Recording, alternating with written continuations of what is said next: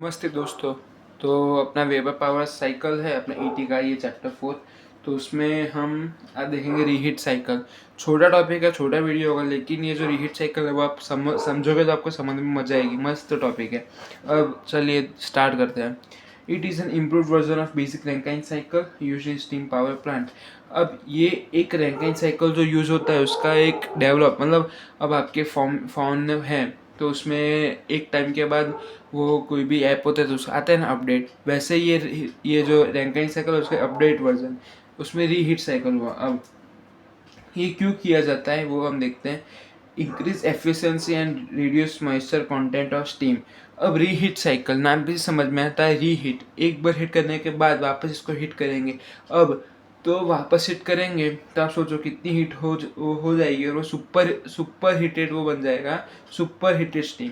तो उससे क्या होगा, जो बहुत ज़्यादा हमें स्टीम गर्म हुई तो उसमें जो वाटर, जो ड्रॉपलेट्स होंगे, वाटर कंटेंट होगा वो एकदम कम हो जाएगा, और हमें स्टीम जितनी उसमें मॉइस्चर कम होगा तो उससे एफिशिएंसी भी ज़्यादा मिलेगी, और जो हमारा जो टर्बाइन के जो ब्लेड होंगे वो भी बच जाएंगे।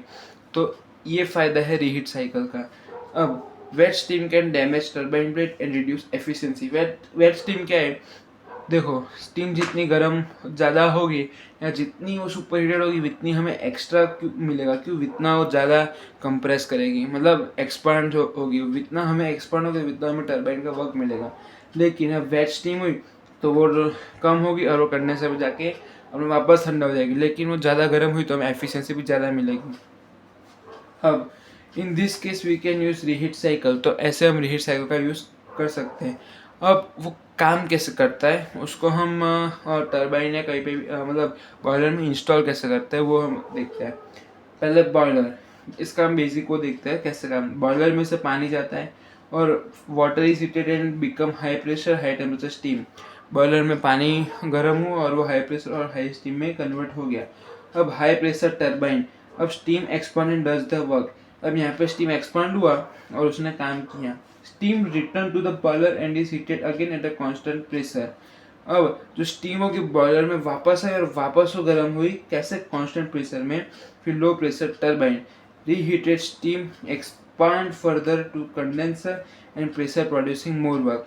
अब जो रीहीटेड स्टीम है वो वापस कंडेंसर प्रेशर में जाएगी, वो एक्सपांड होने के बाद वो कंडेंसर प्रेशर में जाएगी, फिर वापस जो ये वापस से पूरी साइकिल में जो बॉयलर में वापस रीहीट हुई फिर वापस हो जाएगी, फिर वो एक्सपांड होगी, फिर उसके बाद वो कंडेंसर में जाएगी, फिर वो कंडेंसर में उसका फिर वापस वाटर में कन्वर्ट होकर वापस जाएगी। तो इससे क्या होगा, हमें और प्रोड्यूसिंग मोर वर्क, इससे हमें और ज़्यादा मतलब एफिशिएंसी हमारी बढ़ेगी। तो ये रीहीट साइकिल, इसका रीजनरेटिव साइकिल का भी हम देखते हैं, वो भी मस्त टॉपिक है। तो वीडियो अच्छा लगा तो लाइक करो, चैनल को सब्सक्राइब करें। धन्यवाद।